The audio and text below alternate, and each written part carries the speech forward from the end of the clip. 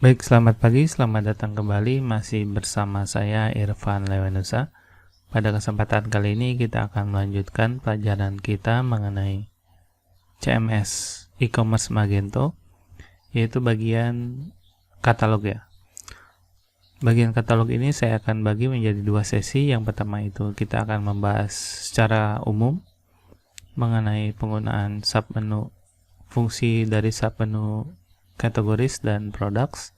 Kemudian di sesi yang berikutnya kita akan membahas mengenai bagaimana cara menginputkan produk ke dalam website kita ya. Oke, langsung aja kita mulai. Yang pertama itu sebelum kita memasukkan produk, alangkah baiknya kalau kita sudah mengetahui kategori atau pengelompokan atau klasifikasi mana saja produk itu akan dikelompokkan atau ditampilkan sebagai sebuah cluster atau kategoris yang sesuai dengan jenisnya ya. Oke, kita klik bagian kategorinya. Jadi di kategori itu dapat juga digunakan sebagai navigasi menu pada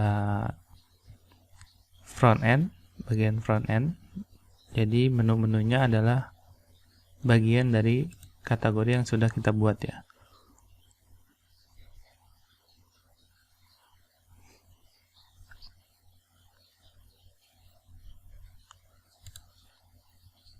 Oke, karena case-nya masih baru, jadi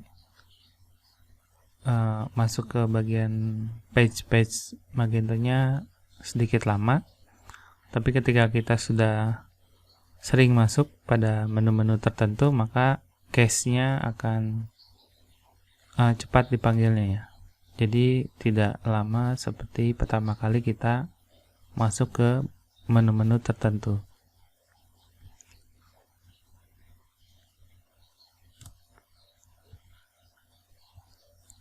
Oke, kita sudah masuk ke bagian submenu kategori. Jadi di submenu kategori ini ada tombol add root kategori dan add subkategori ya. Subkategori itu harus memiliki root kategori yang akan dijadikan sebagai pengelompokan clustering produk-produk atau konten-konten tertentu ya.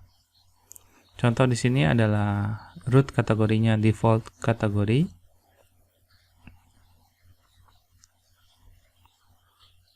Di sini ada pilihan enable kategorinya yes, include in menu atau dimasukkan ke dalam menu itu yes juga. Kategori name-nya default kategori sesuai dengan namanya. Ini ID adalah pemberian dari CMS-nya. Jadi tidak bisa dirubah ID-nya. Kemudian kita masuk ke dalam konten. Di sini ada gambar yang akan dijadikan sebagai gambar pada sebuah kategori tertentu. Ini deskripsi kategorinya apa. CMS blocknya static block ya. Display setting itu bisa terdiri dari 3 mode. Yang pertama product only, yang kedua static block only, yang ketiga static block and product. Penggunaan ini kita akan bahas di bagian desain konten ya, bagian sini ya. Oke, selanjutnya anchor itu yes. Kemudian ada available product list sort. Cara sortnya itu misalkan bisa sesuai dengan atribut yang sudah kita buat pada bagian produk. Untuk atribut default itu ada 3 atribut. Yang pertama position, yang kedua product name, yang ketiga price ya. Kita juga bisa memilih ketika yang boleh di sort adalah position dan price, maka kita tinggal milih kita tinggal memilih position dan price dengan menekan tombol Ctrl ya, atau menekan tombol Shift untuk memilih secara berurutan. Oke,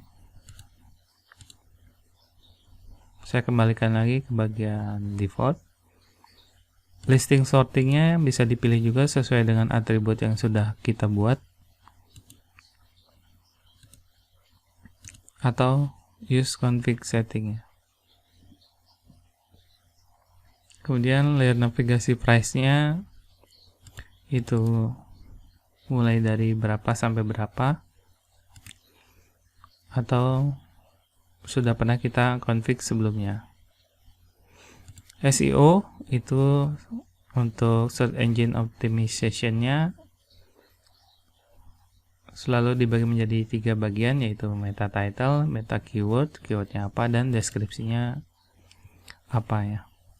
Jadi ini keperluan untuk search engine mengetahui pertama kali page ini ditemukan gitu, oleh search engine atau spider tertentu ya.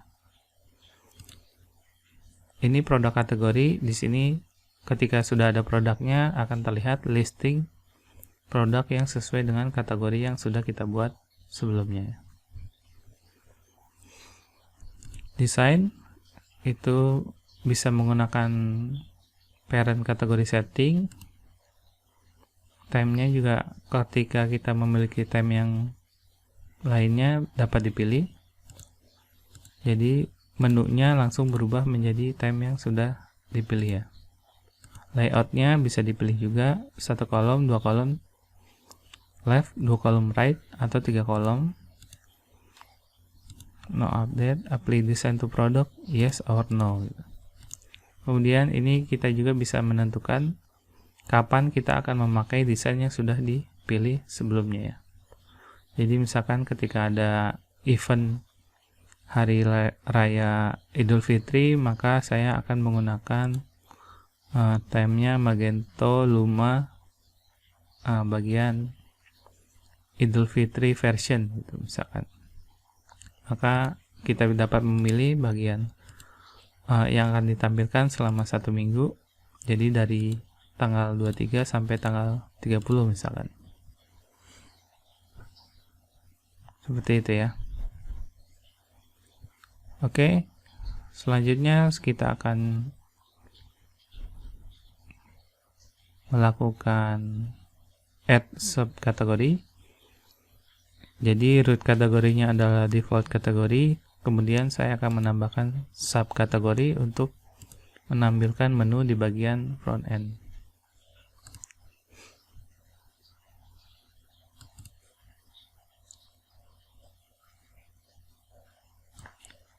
Jadi di sini sudah ada new category.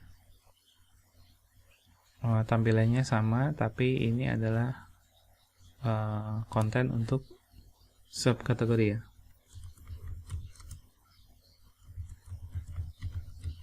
Misalkan saya namakan kategorinya adalah menu. Adalah kategori 1. Enable statusnya dan dimasukkan ke dalam sebuah menu ya. Ditampilkan pada navigasi. Kategorinya saya sudah siapkan. Jadi kita dapat menggunakan drag and drop atau upload atau memilih di galeri yang sudah diupload sebelumnya ya. Ini deskripsinya sepatu keren misalkan. Display setting dan sebagainya saya tidak isikan secara default.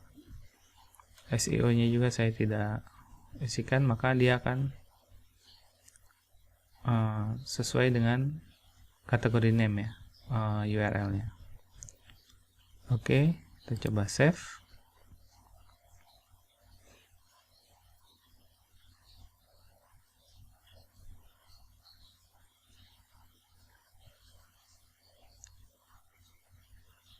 Setelah di save, maka menunya, sub menu tadi akan ditampilkan sebagai navigasi pada bagian front end.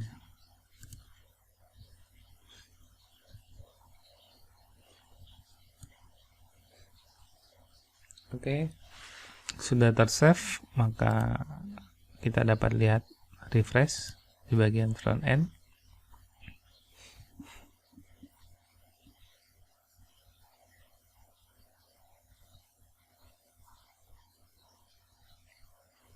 Dan sudah terlihat ada tampilan navigasi pada bagian top navigasinya. Ketika diklik kategori satunya, maka akan terisi sebagai berikut ya: sepatu keren, dan ini image-nya. Jadi kategori 1 ini deskripsinya, kemudian bagian bawah adalah list produknya.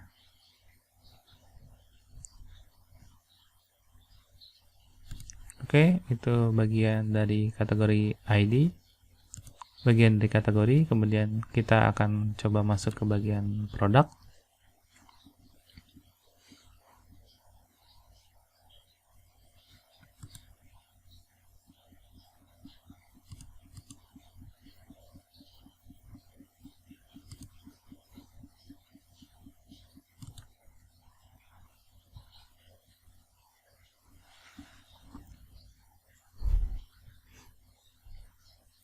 Oke, jadi ini adalah tampilan produk yang akan kita isikan. Produk-produk apa saja yang akan ditampilkan di website kita. Jadi di bagian atas ada tombol add product, kemudian filter. Filternya isiannya sama seperti bagian sales. Jadi kita dapat memilih filter sesuai dengan yang akan kita cari, lokasinya, segala macamnya. Default view, jika ada plugin atau add-on tambahan, view-nya berbeda dapat dilihat di bagian default view. Kemudian ini adalah kolom yang tersedia secara default, itu ada 12, tapi kita bisa memilih sampai 35 visible kolom ya. Kemudian di bagian bawah ada action. Jadi kita akan melakukan apa pada produk-produk tertentu. Ada delete, ganti status, update atribut, assign inventory source, unassign inventory source, dan transfer inventory to source. Kemudian add product pun kita dapat memilih beberapa fungsi produk, menambahkan produk, yaitu simple product, configurable product, group product, virtual product, bundle product, dan downloadable produknya. Jadi macam-macam produk di sini dapat kita bahas pada sesi berikutnya. Terima kasih atas perhatiannya. Selamat pagi.